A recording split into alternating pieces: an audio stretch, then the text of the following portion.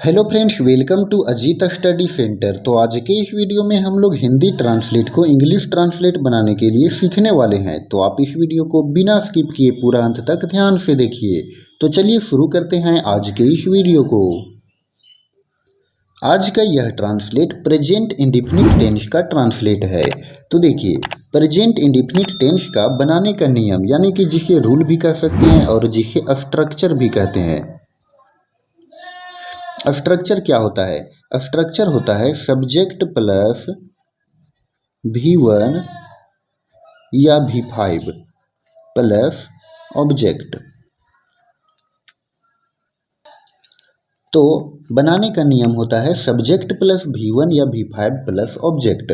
अब यहाँ पर आपको समझना है कि V5 क्या होता है। तो V5 क्या होता है? कोई भी वर्ब में जब हम एस या ES लगा देते हैं तो वो V5 हो जाता है। तो देखिए, V5 का प्रयोग कहाँ पर होगा? तो V5 का प्रयोग होगा थर्ड पर्सन सिंगुलर नंबर, जैसे कि हो गया ही, सी, ईट और कोई भी नाम। तो ही, सी, ईट और कोई भी नाम रहे तो इसके साथ प्रयोग होगा V5 का, और फिर बाकी के साथ प्रयोग होगा V1 का। तो चलिए हम लोग इसको एग्जाम्पल से समझते हैं। पहला में है रमेश बाजार जाता है। रमेश बाजार जाता है। तो देखिए यहाँ पर पहले सब्जेक्ट है, तो सब्जेक्ट में क्या है? रमेश है। उसके बाद देखिए वर्ब यहाँ पर है जाता, यानी कि जाना वर्ब है, और ऑब्जेक्ट है बाजार।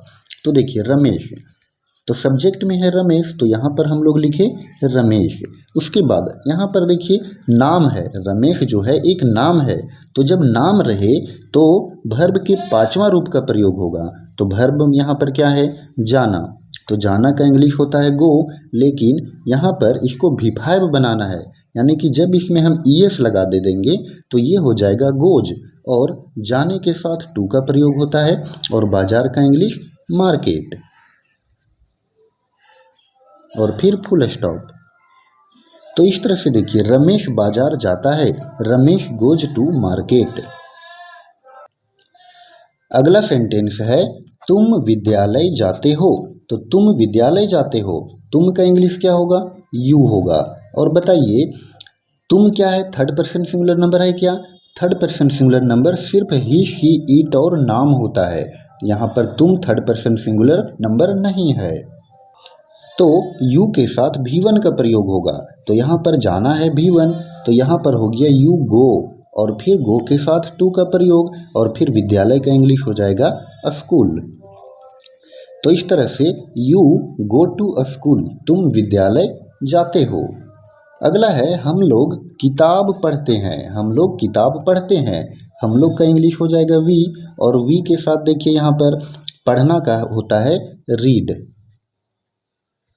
तो वी रीड और किताब पढ़ते हैं, तो इसके पहले आर्टिकल लगा दे देंगे ए, और किताब का इंग्लिश बुक। तो वी रीड या बुक। आगे है वे लोग पत्र लिखते हैं। तो वे लोग का इंग्लिश होता है दे। तो दे के साथ V1 का प्रयोग होगा। तो यहाँ पर देखिए वे लोग पत्र लिखते हैं, तो लिखना यहाँ पर वर्ब है, तो लिखना का इंग्लिश होगा राइट, और यह पत्र का इंग्लिश लेटर। तो इस तरह से दे राइट या लेटर, वे लोग पत्र लिखते हैं। अगला है तुम अंग्रेजी बोलते हो। तुम का इंग्लिश होता है यू, और यू के साथ V1 का प्रयोग होगा। तो यहाँ पर V1 कौन है? वर्ब है यहाँ पर बोलना। तो यू बोलना का इंग्लिश स्पीक, और अंग्रेजी का इंग्लिश, अंग्रेजी का तो इंग्लिश हो जाएगा।